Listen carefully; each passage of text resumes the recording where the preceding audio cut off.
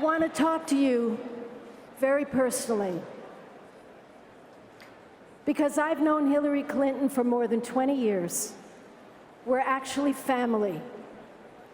My daughter was married to her brother, so my beloved grandson is her beloved nephew. Yes. So I know her. I know her as the loving aunt who helped plan my grandson's birthday parties when he was just a little toddler. And I saw her rush over after a busy day at the State Department to cheer him on at his high school football games. And she was often joined by her devoted mother, Dorothy. Dorothy, who overcame a painful childhood and taught Hillary how one caring person can make a change in a child's life. Dorothy once wrote me a letter, and she said this: "I can't remember when Hillary didn't take the long view of things, never instant gratification." And she wrote, "That strong sense of empathy for others and a great sense of humor have served her well." Now, that's a mom who knew her daughter well. Now, we saw Hillary's heart, her heart, when as First Lady she worked across party lines to bring health care to millions and millions of children. We saw her strength when after 9/11 she stood with first responders and tirelessly fought for them. We saw her strength.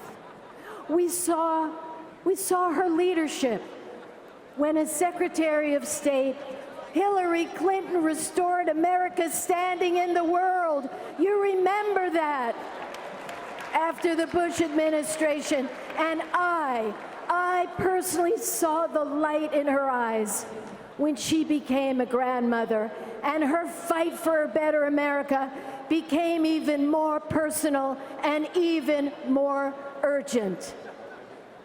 Now, during this campaign, we have seen something else. Her toughness, and I know a little bit about toughness. Now, the right wing has thrown everything at Hillary. Not only the kitchen sink, not only the stove, but the refrigerator and the toaster too. And you know what? She's still standing. They've thrown everything at her, and she's still standing. America's families need Hillary in the White House, standing with all of us.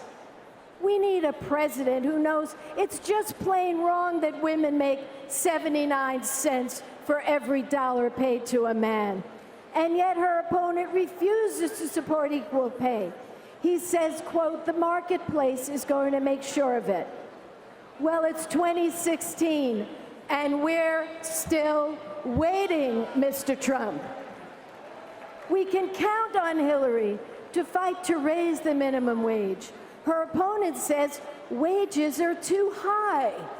Now that's un-American, because in our great country, if you work full-time, you should never, ever have to live in poverty.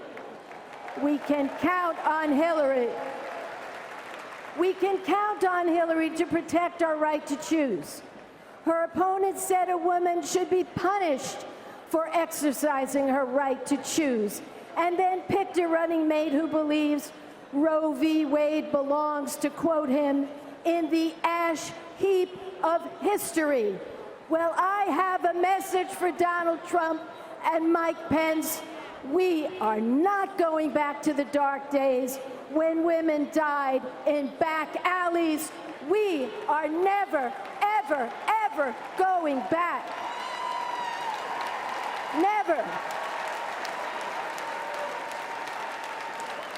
We are moving forward with Hillary Clinton. You know, there's a lot of talk about what makes America great. Well, I'll tell you this. It's not when we insult each other. It's not when we tear each other down. It's when we stand together. It's when we work together. It's when we build together. It's when we fight together. And that's what makes America great.